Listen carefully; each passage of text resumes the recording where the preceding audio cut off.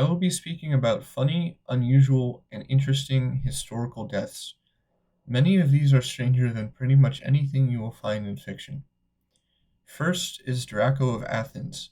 The accuracy of Draco's death is debated, but it is suggested that after giving a speech in Aegina, Greece, the crowd threw gifts of hats, cloaks, and clothing at him. Apparently, he was smothered and asphyxiated. Next is the famous Pythagoras. Pythagoras had many enemies. One day he was running from some political enemies who sought to kill him. In Pythagoras' path there was a bean field. However, his entire life, Pythagoras considered beans morally unclean. So instead of running from his enemies, he simply stopped and they killed him because he refused to run through the beans. Next is Aeschylus. For some context, eagles sometimes drop tortoises onto rocks in order to break open the shells so that they can eat the tortoises. One day, Aeschylus was outdoors when a tortoise was dropped onto his head by an eagle that mistook him for a rock.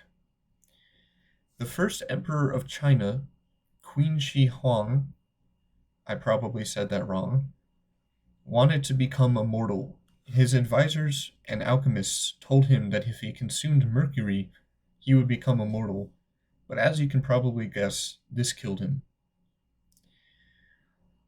There was a Byzantine emperor named Basil I, and he was out hunting deer.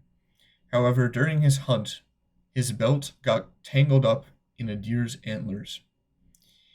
He was dragged for more than 16 miles, after which he died from a fever due to his wounds. Saint Lawrence was being martyred for his religious beliefs, possibly by the Inquisition. He was being roasted on a large cooking spit. He told his captors, "Turn me over, I'm done on this side." He is now considered the patron saint of chefs and comedians. This one is not a single person, but in 1518 in the Holy Roman Empire, a large number of people, for no known reason, began dancing.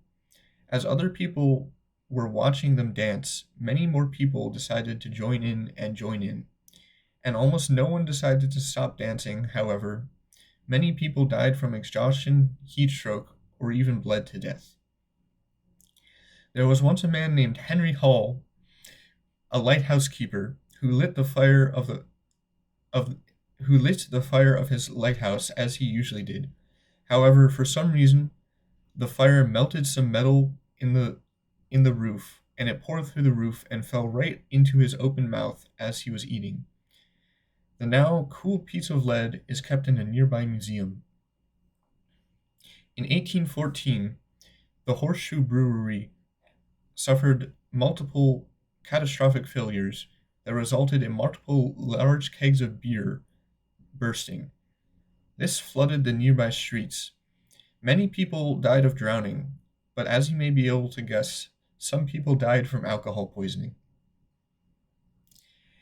In 1888, multiple meteorites fell on a small village in Iran, killing a man.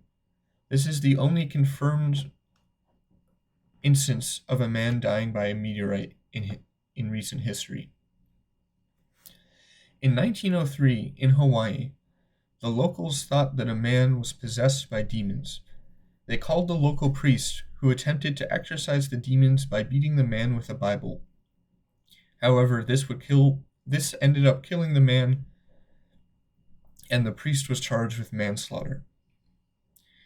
This one is my personal favorite. In 1921, a spiritualist named Thomas Bradford personally poisoned himself with carbon monoxide. His plan was to observe the afterlife and explain the afterlife to his friend as a ghost. Unfortunately, his friend never heard from him again. For the next part of the speech, this is not a funny death, but a tale of survival. There was a man named Hugh Glass who was born in 1783. and he spent most of his life exploring and hunting. One day, Hugh Glass decided to join a large-scale trapping expedition. On this expedition, the group was attacked by a large number of Arikara tribesmen. Previously, the group had been trading with them, but for some reason, they eventually decided to attack. In the attack, Hugh Glass was shot in the leg. After this incident, the survivors rendezvoused at Fort Kiowa, planning to resupply before returning home. However, on the way to Fort Kiowa, Hugh Glass was mauled by a large grizzly bear. Thinking that he would die from his injuries, 2 men stayed behind with him so that he would not have to die alone.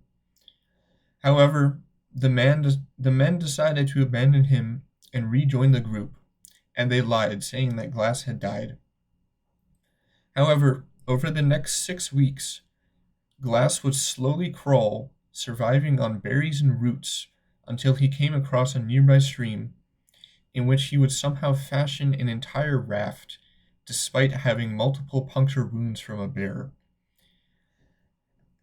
After his journey on the river, he would slowly recover from his wounds.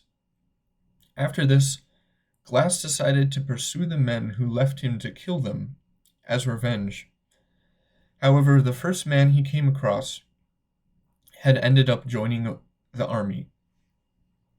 Hugh Glass explained his plight to the commander of the man's unit, and the commander would not permit Glass to get revenge.